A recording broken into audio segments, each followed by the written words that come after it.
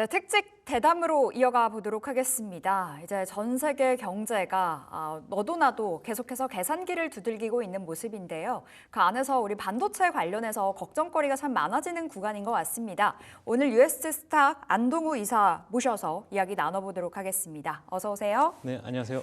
네, 일단 간밤에 뉴욕 증시가 너무나 좋았습니다. 특히나 엔비디아 시가총액 1위 자리를 굳혔고요. 어제 트럼프 당선됐을 때 빠졌던 TSMC도 반등에 나왔더라고요. 네. TSMC, 엔비디아의 흐름 어떻게 보셨을까요? 네, 이틀 연속 지금 엔비디아는 네. 급등이죠. 어떻게 급등이죠. 보면 시총 1위 종목이 이틀 연속해서 한 6% 넘게 올랐으니까요. 어제 4%, 네. 간밤에 한 2% 추가로 네. 올랐더라고요. 네, 그래서 그 큰 종목이 6%나 오를 정도로 기대감이 크다라고 볼 수 있을 것 같고, 그다음에 TSMC는 바로 이제 반등이 나온 네. 모습이었습니다. 네, 일단 가장 큰 부분은 일단 감세. 감세. 네, 감세가 가장 크다고 볼 수 있을 것 같은데요. 이 감세를 만약 트럼프 정부가 들어와서 이 법인세를 21%에서 한 15%로 네. 이렇게 낮춰주게 되면은 실제 EPS가 한 4% 정도 증가할 그럴 거라고 지금 예상하고 있거든요. 그렇게 되면은 전체적으로 기업들이 실적이 좋아지는 부분이 있겠죠. 거기다가 어제 우리 시간으로 새벽에 네. 금리를 또 내렸기 때문에 추가 유동성 공급으로 인한 멀티플이 또 상승할 수 있습니다. 그것 때문에 이제 좀 많이 오를 거라고 보여지고요. 아까 규제도 이제 하나는 규제 완화입니다. 이 AI하고 이제 반도체와 관련된 부분에 있어서 이 트럼프 행정부가 이 현재 바이든 정부가 가지고 해놓은 AI 행정 명령을 좀 철회할 걸로 지금 보여지거든요. 첨단 산업 지원책 축소나 네네. 네. 그런 부분을 이제 줄이겠다고 공언을 했기 때문에 거기에 대한 기대감이 주가에 반영되어 있다. 이렇게 좀 볼 수 있을 것 같습니다. 엔비디아 시가총액 1위 굳히기 좀 가는 것 같습니다. 원체 잘 가고 있고 TSMC도 반등에 나와줬고 TSMC 최근에 이제 트럼프 후보가 당선자가 네. TSMC를 굉장히 강하게 비판을 했었잖아요. 네, 네. 대만에 있는 한 반도체 기업이 우리 기술 95%를 훔쳤다. 네. 결국에는 TSMC를 저격한 것일 텐데요. 네. 그에 따른 배경 좀 풀어볼 수 있을까요? 네, 일단 그 부분은 자국의 이제 그러니까 네. 미국의 반도체 산업을 보호하려는 의지가 좀 강하다. 그리고 이번에는 이제 미국 유일한 그러니까 미국을 위한 미국 온리의 정책을 펴는 거거든요. 특히 그 배경에 이제 마가가 있지 않습니까? 그래서 그런 거에 대한 강한 어조로 이제 이야기하는 네. 부분이 있고, 그러면서 너희들은 방위비를 내야 된다라고 하는 그 부분을 이제 강조하게 하기 위해서 하나의 이제 협상 전략을 이제 일기 때 봤지 네. 않습니까? 그 전략의 일환이라고 좀 저는 생각하고요. 네, 그 부분에 있어서 이제 특히 이제 보조금을 바이든 정부에서 이제 내줬다가 이번에 축소를 하려고 하니까 거기에 또 관세를 올려서 미국 내 생산을 해라. 예. 그게 가장 크지 않나 싶습니다. 그럼 간밤에 TSMC가 올랐던 배경을 살펴보자면 어제 소식이 마구 전해졌습니다. 지금 바이든 행정부에서 한 9조 원가량의 보조금을 지급받기로 예정이 네. 되어 있었잖아요. 네. 지난 4월에 미국의 반도체 공장 한 3곳을 짓게 되면서 보조금을 받는 것이었는데 이번에 트럼프 당선인이 이제 재집권을 하게 됐을 때 아예 어떻게 좀 바뀐다. 흐름이 바뀐다는 측면에서 좀 빠른 결정이었다라는 이야기도 있고요. 협상 진행 마무리됐다라는 소식이 전해지던데 네. 그것 때문에 올라간 거예요? 그 원인이 가장 좀 크다고 보여지고요. 또 하나 이게 그렇게 됐다고 해서 네. 이 지금 새로 이제 들어온 재집권하는 트럼프 당선인이 아시겠지만 그렇게 정책을 네.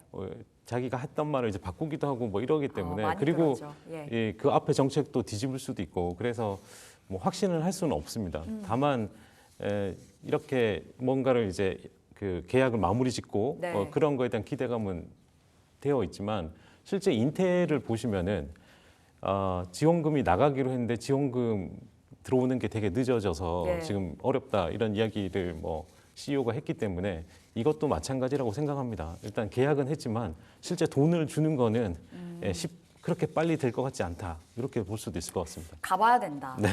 TSMC랑 사실 우리나라 반도체 기업의 상황이 좀 비슷하지 않을까. 어쨌든 자국 우선주의를 내세우고 있고 반도체 지원법 축소를 계속해서 강경하게 지금까지는 말을 해왔었기 때문에 네. 그런 관점에서 봤을 때 반도체 산업, 우리 시장에도 미치는 영향이 좀 굉장히 클 것 같거든요. 네, 일단 반도체 지원법을 뭐 칩 액트를 이렇게 축소를 하게 되면은 네. 전체적으로 이제 그 미국에 투자를 하려고 했던 그 부분에 있어서 이제 기업이 더 많이 져야 되는 부담이 있지 않습니까?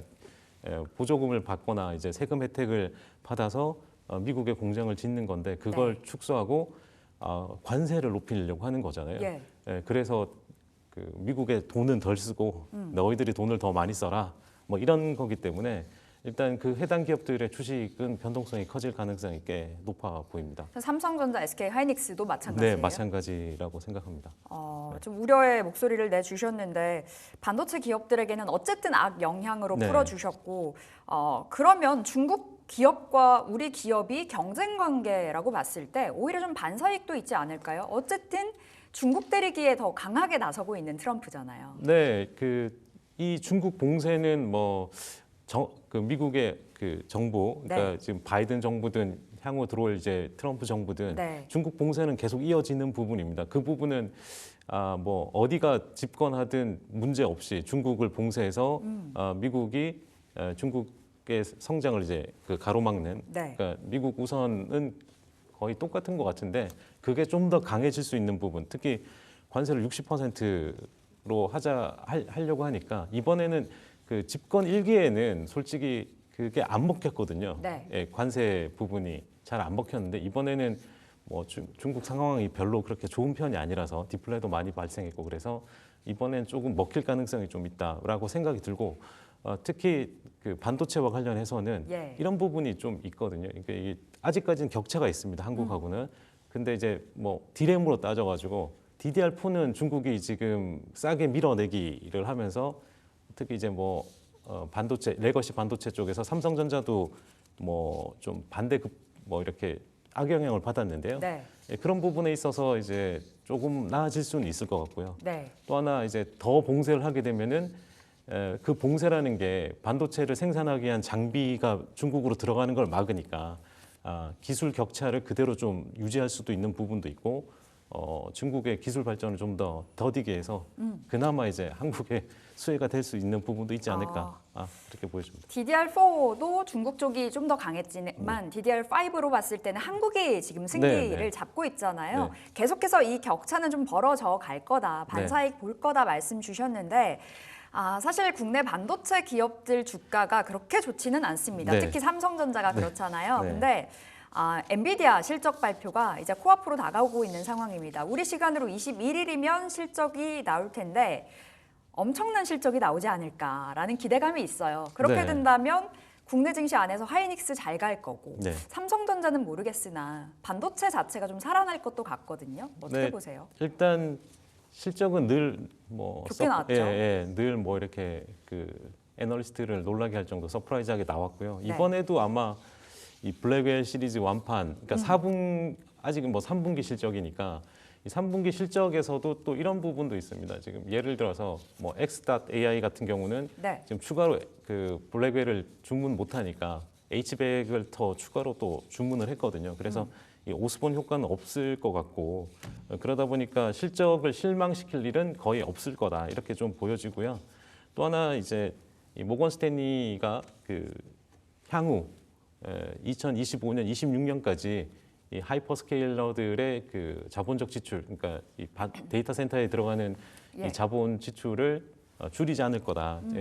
계속 그 늘릴 거라고 지금 예상하고 있기 때문에 이런 거 봐서는 뭐 엔비디아는 계속 좋을 걸로 보여집니다. 그럼 가이던스 하향 조정이 지금 안 될 거라고 다들 보고 있지만 그게 네. 시장의 중론이긴 합니다만 모르잖아요. 뚜껑 열어봐야 아는 것이고. 그렇다면 네. 한번 출렁일 수도 있다. 진짜 뭐 가이던스 하향 이야기가 나오면 아마 전체 시장 자체가 이제 흔들릴 그쵸. 가능성이 좀 있을 겁니다. 근데 이제 지금 봐서는 왜냐하면 4분기부터 이제 블랙웰이 나가는 부분하고 네. 또 하나 이제 이게 그 소위 말하는 AI 반도체 GPU가 그것만 나가는 게 아니고 서버 형태로 이제 나가거든요. 네. 거기에 따른 네트워킹 쪽도 매출이 꽤 상당합니다. 그래서 이게 쉽게 가이던스가 낮게 나오기가 쉽지는 않아 보입니다. 네. 알겠습니다. 엔비디아에 대해서 우호적으로 말씀 주셨는데 사실 최근에 뭐 지금은 좀 시점이 지났습니다만 지난 9월, 8월 이때 모건 스탠리에서 반도체 겨울론을 말하면서 네. 우리 시장도 진짜 크게 한번 출렁였었고요. 네. 전 세계 시장 자체에서 AI 이제 거품 아니냐, 네. 거품론이 올라왔었잖아요. 네, 네. 어떤 시각이세요, 이사님? 전혀 아니다. 아, 일부만 해당이 된다. 일부는 해당된다. 네, 예, 그렇게 볼 수 있죠. 그다음에 이제 하이닉스에 대해서 의견을 좀 이제 바꿨지 않습니까, 모건 스탠리가? 뭐, 하이닉스를 엄청 샀죠, 모건 스탠리가. 네. 그런 부분이 있고요. 그게 이제 일부만 해당된다는 게 이제 레거시 반도체들입니다. 네. 그러니까 이번 주 월요일 날 실적 발표를 한 그 미국의 기업 5개가 있는데요. 네. 이 반도체 작은 기업들입니다. 그 레티스라고 하는 또 반도체 기업 있고 시러스하고 뭐 AOSL, 알파앤 오메가, 그다음에 또 많이 알만한 이제 NXP 세미컨덕터, 그다음에 실리콘 랩이라고 하는 회사가 있습니다. 이 회사들이 대부분 뭐 자동차, IoT, 산업 요런 데 가전 요런 데 들어가는 반도체를 만드는 회사거든요. 근데 요 회사들이 매출 가이던스를 하향하면서 네. 주가가 그날 뭐 5에서 한 10% 사이 다 빠졌습니다. 그러다 보니까 기존의 이제 AI가 아닌 소위 말하는 HPC 그 하이 퍼포먼스 컴퓨팅이 아닌 다른 쪽 일반 쪽은 여전히 어렵다. 네. 이렇게 좀 볼 수 있을 것 같고요. 뭐 국내로 치면 삼성전자가 하이닉스보다 더 어려운 게 이런 요인도 있다고 보면 될 것 그러니까 같습니다. 레거시에 초점을 맞춘다면인 네네. 거잖아요. 그쵸, 네. 사실 레거시 업황 둔화는 계속해서 이어져 오고 있는 상황이고 네. 레거시 쪽에 초점을 맞췄을 때는 삼성전자가 더 힘든 것인데 사실 뭐 HBM만 놓고 봤을 때도 한참 뒤처져 있어서 네. 그에 따른 우려는 좀 있는 것 같습니다. 그럼 삼성전자, SK하이닉스 이제 네. 미국을 보시지만 네. 삼성하이닉스는 어떤 관점으로 바라보세요? 일단 최근에 나온 뭐 하이닉스 뉴스만 봐도 네. 뭐 지금 16단 개발도 들어갔고 개발하고 뭐 내년 초에 샘플 넘긴다. 네, 그리고 이제 HBM 뭐 5도 6개월 단기 줄 수 있냐는 거에 대한 답변도 이제 네. 뭐 해보겠다 뭐 이런 이야기 하는 거 보면은 이 기술 격차라는 게 한번 벌어진 걸 바로 따라잡기는 좀 어려운 부분이 있고요. 네. 지금 그 삼성전자가 그 HBM3E 뭐 이제 납품하려고 한다는 그런 이야기는 계속 있지만 실제 엔비디아한테 들어간 건 없고 AMD에 지금 들어간다는 이야기는 있으니까요. 네. 그 부분을 봐서는 아직까지는 엔비디아 그 코어를 받기가 아직은 좀 어렵지 않나. 왜냐하면 받아도 기존 물량은 HBM 그 하이닉스랑 뭐 마이크론이 지금 다 네. 가지고 있는 부분이 있어서 여전히 좀 상대적으로 어렵지 않겠냐.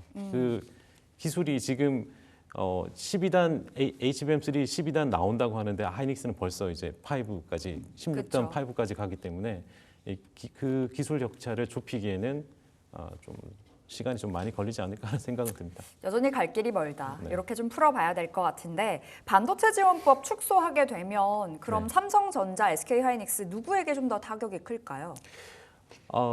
공장을 크게 짓는 삼성전자가 삼성전자. 아마 다 악재는 삼성전자에게 맞춰져 있네요. 그럴 가능성이 좀 더 커 보이죠.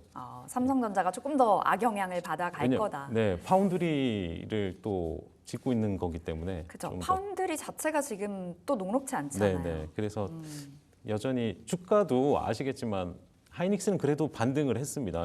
바닥 네. 15만 원부터 맞아요. 현재 20만 원 근처까지 이제 반등을 하면서 그래도 기대감을 보이고 있는데 삼성전자는 여전히 뭐 6만 원 아래에 있다 보니까 좀 네.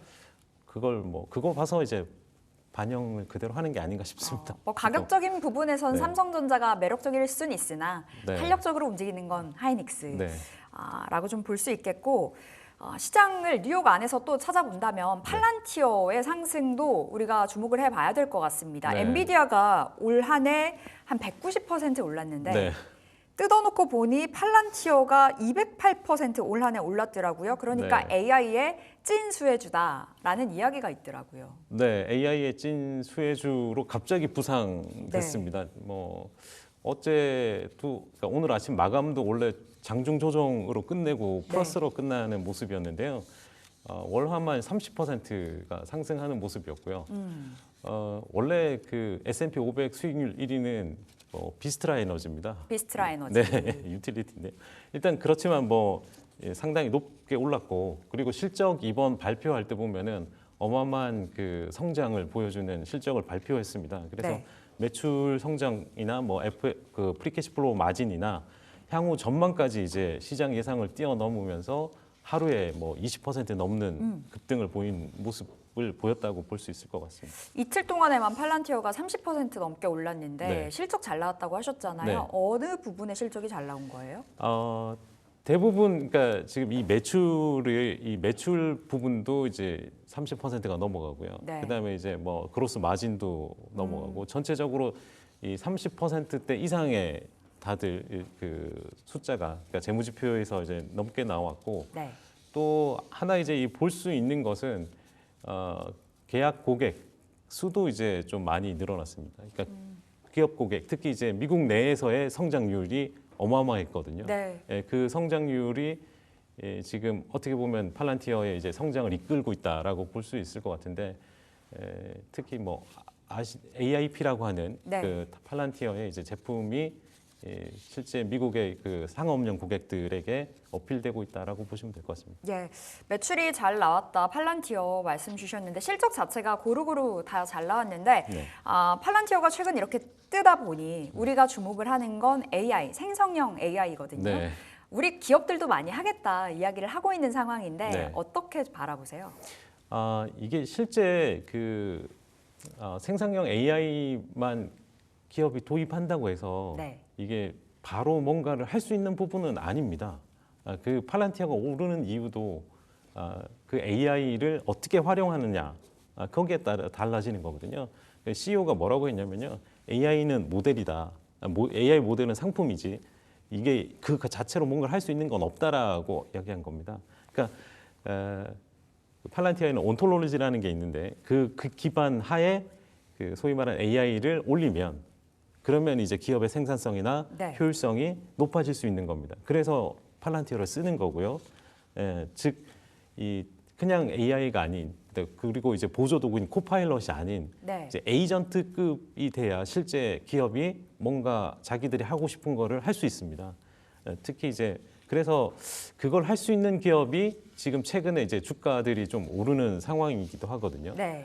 특히 최근에 발표한 그 독일의 기업 SAP도 그런 거고요. 네. 그러니까 AI 적용을 좀 잘 한 편이죠. 그런 기업들은 실제 이제 AI를 에이전트급으로 이제 조금이라도 쓸 수 있는 기술력이 좀 있는 거고요. 그러니까 작은 기업들은 실제 그러질 못하니까 특히 산업재에 있는 기업들은 그러질 못해서 이 팔란티어를 많이 도입하는 게 아닌가 싶습니다. 그럼 AI 대장주 차기 AI 대장주의 키워드를 달고 있고 지금 네. 찐수혜주다라고 말 나오는 팔란티어 앞으로의 성장 모멘텀 더 있을까요?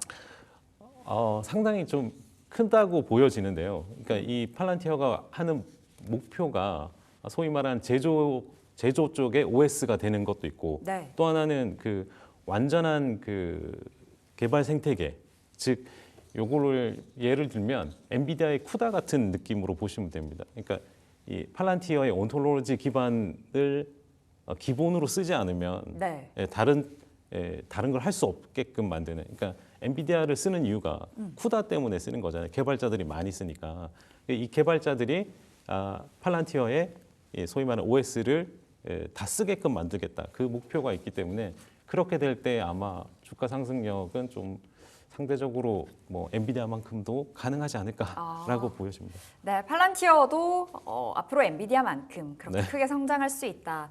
청사진을 좀 보여주셨습니다. 자, 오늘 여기서 마무리 지어봐야 되겠습니다. 오늘은 US 스탁 안동우 이사와 함께 반도체 관련해서 집중적으로 이야기 나눠봤습니다. 말씀 고맙습니다. 네, 감사합니다.